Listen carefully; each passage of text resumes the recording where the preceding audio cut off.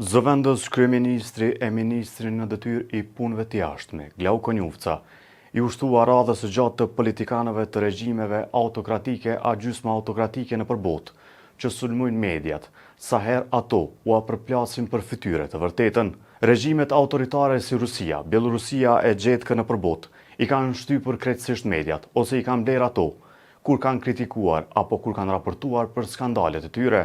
Në Amerikë, Presidenti Donald Trump nuk mund t'i doroj mediat e pavarura si CNN, New York Times, Washington Post, ABC News. Lista është e gjatë. Ai shpesh I ka quajtur fake news ose armiqtë të popullit. Vazhdon t'i sulmoj gazetarët e këtyre mediumeve, sidomos gratë. Lëvizja vetëvendosje në Kosovë, në këto 6 vjet në pushtet, ka përdorur sulmet e njëpasnjëshme kundër mediave kritike.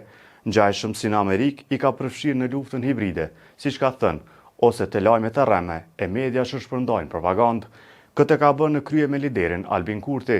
Militantët e kësaj partije që prej momentit të ndarjes së dyshës që erdhi në pushtet bashk, Vjosa Osmanit e Kurtit, ish presidentin e Kosovës, ka nisur ta thërasin me termin frizerk. Termin e ngjajshëm e përdori edhe një militant I IVV-s I arrestuar më parë për kërcënime ndaj gazetarit Aljatik Elmendi e Klan Kosovës, kur vendosi që t'i bënte një pyetje Glau Konjufcës nëse do t'i hapnin sallonet e reja pas humbjes që do t'a pësonin frizerkat në zgjedhjet e 7 qershorit. Tash me shtotin, na I pensionin, me tetin I lokale e gjithë të qytet, na vin me qenë sallon të mbulimit për frizerka që I pensionin. Konjufca u tallë.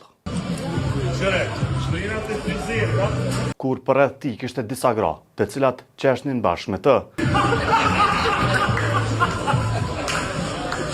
Pas reagimeve të ashpra që morin nga gratë dhe nga partitë politike, Konjufca reagoi, duke u arsyetuar se kjo luftë speciale sotme nuk më la indiferent, teksa reagimin e nisi se rrallë reagon ndaj lajmeve të rreme, sepse kjo të imponon të reagosh pothuajse çdo orë. Në një tubim në Ferizaj, një pseudogazetar më ndërpreu dhe përdori termin frizere, pyetjen as që e dëgjova sakt për shkak të zhurmës dhe artikulimit.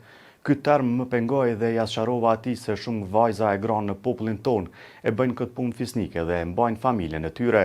Gjithashtu ja shpjegova se pikërisht për këtë shkak ky profesion është përfshirë edhe në programin e arsimit dual të integruar nga qeveria, pra diskutimi e pati vetëm një qëllim specifik, vërejtjen time që një term I tillë të mos përdoret në mënyrë përçmuese, ka shkruar Konjufca. Mirë po Konjufca, militantin e partisë, e bëri pseudogazetar. Termi pseudogazetar përdoret ndaj një personi që ka devijuar nga zanati dhe bën propagandë për interesa personale të një grupi të caktuar. I thuhet atij që e quan veten gazetar dhe përdor gjuhë fyese e denigruese ndaj personave që kanë në cak. Valton Hasani, militant I IVV-s, nuk është gazetar.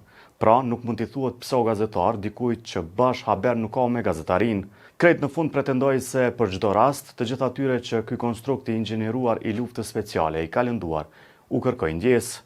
Kërkoi ndjes, por çe vonë. E vërteta tashmë kishte marrë dhenë. Shtojnë atë frizerkat?